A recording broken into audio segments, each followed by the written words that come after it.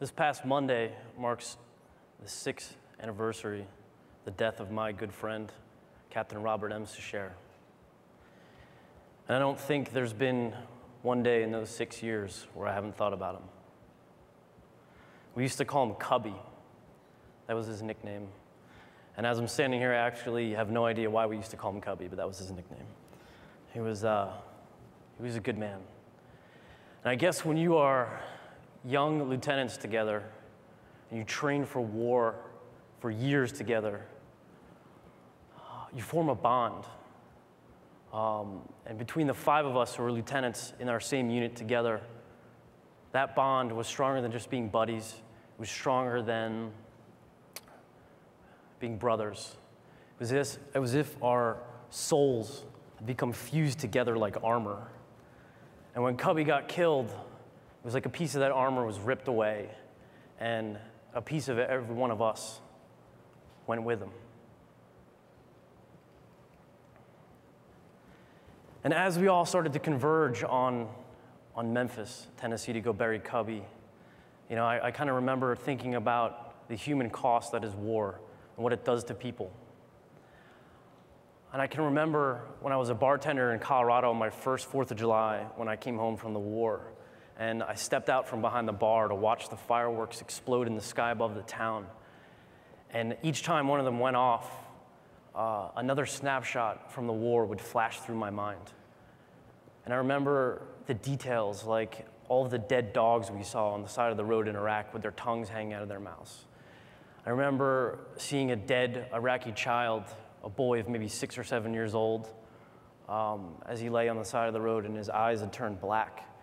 And I remember seeing Marines being killed in gun battles, Marines being killed in helicopter crashes, Marines being killed accidentally by other Marines. And I remember being terrified that I was going to make a mistake as I called in the artillery that would get our Marines killed. I remember babies crying and things exploding, and I remember destroying people's homes with artillery. And all of these things that you see, they affect you, and they affect your brain chemistry. And they pin that needle all the way into the red. And so when you're in a war, you're always in condition yellow, or you're all the way in the red. There is no green. And so for months, that adrenaline is coursing through your bloodstream. And when it does affect your brain chemistry and you finally do come home, you feel like an alien. So when you're pushing that shopping cart, through the grocery store, you're sitting at a table at a wedding and you're listening to people talk about normal things, you feel like you're not even the same species as those people anymore. And for me, one of the things that held it all together when I first came home from the war was a belief system that I'd had since I was a young boy. When I was 5 or 6 years old, going to the Memorial Day parades with my mom, and I was waving my little American flag, and I was clapping as loud as I could when the veterans walked by, the old-timers, because they were our protectors, and that's what I wanted to be. I wanted to protect my mom. I wanted to protect my dad. I wanted to protect my brothers and everybody in this great country. And that's why, after I got back from Afghanistan, I volunteered to go to Iraq, because I wanted to stop the bad people from getting weapons of mass destruction so they didn't pop off some nerve gas round in a subway in Chicago or New York City or wherever. And that belief system was challenged when I kind of realized that there were no weapons of mass destruction, and the basis for that war was not in anything that was true. And so that belief system started to unravel. And when it unraveled, I unraveled behind it very, very quickly. And when I unraveled, I went straight down into the darkness. And I almost went all the way. And it got to the point where I was figuring out whether or not I was going to put a shotgun in my mouth and blow my brains all over the ceiling, or maybe hop on a plane and head out to San Francisco and do a swan dive off the Golden Gate Bridge. A wink and a nod to the first person who ever took their life by jumping off that bridge, and it was a veteran from World War I. But I'd made a decision a few years before the war even started that if my turn came, that I was going to write a book about it. And that decision would actually end up saving my life. And that was because when we did go to the war, I brought along a small JVC video camera that shot on mini DV. As a forward observer, I was able to have that thing around my neck instead of a set of binoculars, and I videotaped everything. I videotaped calling in the coordinates. I videotaped, the human element that is war, and I never let it affect my job. But when I got home from the war, even though it was deep into this darkness, I wanted the world to know what we did over there, because you are in the background. You're in the background of the world.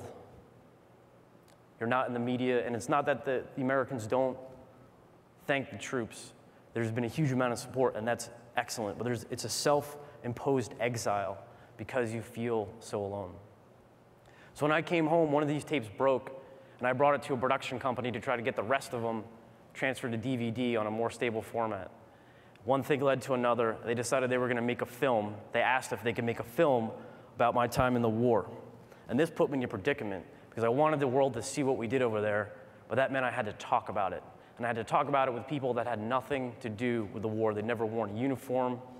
They'd never fired a gun in combat. They'd never been hunted by another human being.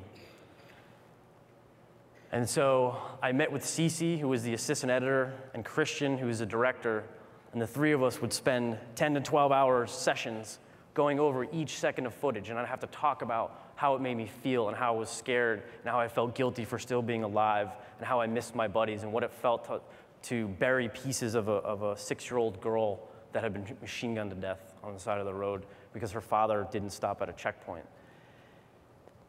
And that first night and that second night and that third night, in order for me to open up and become vulnerable, I had to drink a lot of alcohol. And the night would end with me passed out on the editing machine. But the fourth and fifth and sixth and seventh and eighth nights, I didn't need the alcohol. And I started thinking that maybe the key to this whole thing was becoming vulnerable and allowing yourself to trust others. Because in war, you're taught that vulnerability and weakness are the same thing, and they absolutely are. If you are vulnerable in a war, the enemy will exploit that weakness and they will kill you. But if you keep that mindset when you come home, you'll implode. And allowing yourself to become vulnerable and seeing that vulnerability and weakness are not the same thing is what will allow you to get better. So after a few days, I started to realize that we were creating a shared experience and that I was beginning to trust these people. And I felt lighter because I had purged all of these demons and I talked about all these things. And it was even more powerful because they'd watched the video with me and they understood, and it was bridging that gap of isolation that I had forced upon myself. And what I realized what I was doing,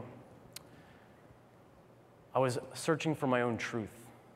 And in those weeks, when I was purging those things by watching the video, I was finding my own truth. And my truth was that I didn't start the war. I volunteered to go fight it because I thought I was defending my country. And when the chips were down and the bullets were flying and everything was on the line, I fought with honor and courage and commitment. And the Marines whose lives I was responsible for as an officer, they were trained as well as they possibly could have been. And that is all I could ask for. Everything else was out of my control. And once I understood my own truth, I started taking a step back and I thought about thinking. And I said, this is not me. I am not usually a suicidal person. I'm not angry. I'm not depressed. I don't usually drink this much. I like to go backpacking. I like to go to the beach. I like to go out and meet people. And I realized that I was under attack from my own brain chemistry, and that needle had been pinned over for too long. So I excavated my life. I went back and I said, when did I feel like my brain chemistry, my whole being was at its best? And that's when I was young and in shape, and I had just graduated from officer candidate school, or a few years before that when I had graduated from enlisted boot camp. So I experimented with brain chemistry, and I started running, and I started drinking a lot of water and sleeping regularly, cutting way back on the alcohol, stopped eating processed foods, going outside into the sunshine, letting the sun hit the back of your eyeballs. And these things actually shifted my brain chemistry, and it worked. And when I was fortunate enough to travel the country and then the world when the film was released, I ran into others who were in their mid-20s who had also served in wars. And it was obvious to me that they were in their own darkness. They were where I was just a few years before that. And they were able to point to the screen and say, that's my story. So my story is not unique. I mean, it's interesting that it was captured and it can be shared with others, but it has become everyone's story. And there's been mothers that have spoken to us and said, now I understand why my son or daughter is a completely different person when they came back. It's a very powerful thing. So what I've realized is that there's a universality to all of this. So if there's anyone in this audience who's maybe served in combat, or maybe has been the victim of an assault, a physical assault, a sexual assault, an emotional, abuse over the years, or maybe somebody's struggling with an addiction, or maybe somebody's trapped in a marriage that they know is failing, or you hate your job, or you hate your boss, or you want to make a career switch but you're scared that you might fail. I can guarantee you that there are hundreds of thousands of people in the world that have gone through the same thing and feel exactly the same way that you do. So I'll leave you with this. If you allow yourself to be vulnerable, that's the first step. You have to look in the mirror and tell yourself, it's okay if I'm not okay. You need to excavate your life and look for things in your past that have paralleled the adversity that you're looking to overcome.